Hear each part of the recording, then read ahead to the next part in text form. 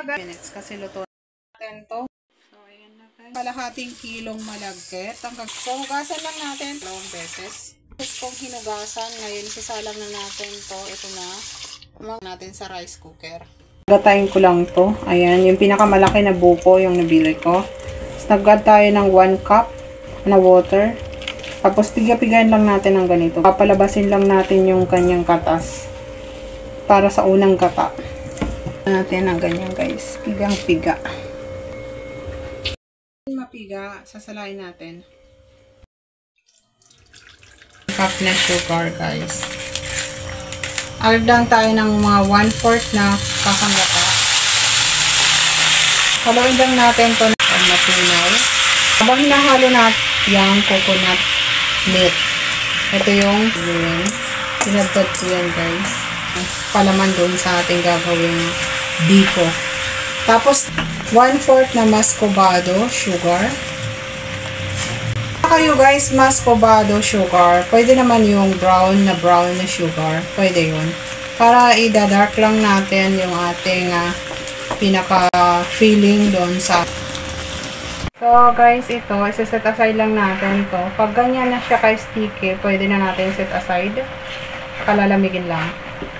Set lang natin ito dito. Cup na coconut milk. Yung unang gata ba guys? Yung unang gata. 1 cup ang gagamitin natin. Muscovado sugar. 1/4 na white sugar. Okay.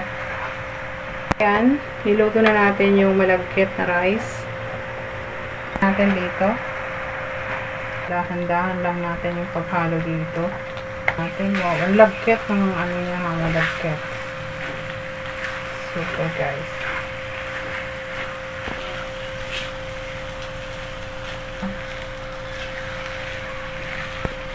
So, ang gagawin lang natin to, i-set aside lang natin to. Hindi siya malutong na atin. Hanggang sa matapos itong dinadarang natin sa apoy. Ganito, kalaki. Ayan guys, yung latik. Palamanan lang natin guys ng latik. Siya na. Paganyan. Klase lang natin yan. Paikot lang natin to ng ganyan. Tapos close lang natin sa magkabilang dulo. Ayan. Tapos dito. Laki oh. Personal gamit lang naman yan guys. Personal na pagkain. Ulitin ko lang to hanggang sa matapos lahat. Sarap.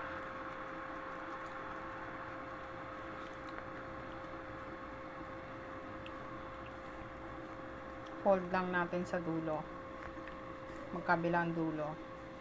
Ganyan. Ayan. May masuma na tayo. Guys, yung natapos ko. Ito na po. So, isasalang na natin. Gagamit lang natin ng yung steamer na gamit ko ay yung electric pot. Mabibili nyo yan sa aking TikTok shop. Lagay lang natin yan. Ayan. Lang yan guys. Mga 20 minutes. Kasi luto naman na siya. Lutuin lang natin yan ng 20 minutes. Ayan na guys, luto na yung ating natin yan. Natin to. To serve na yan. Ang sarap nito guys. May latik siya oh. So ayan na guys, yung aking soma na ginawa. Tayo ng isa. At titingnan natin. Wow. So, yung ganda niya, guys. Ang ganda.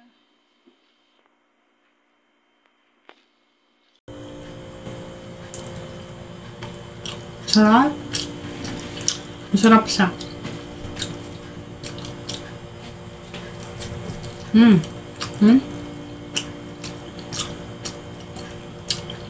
Delicious.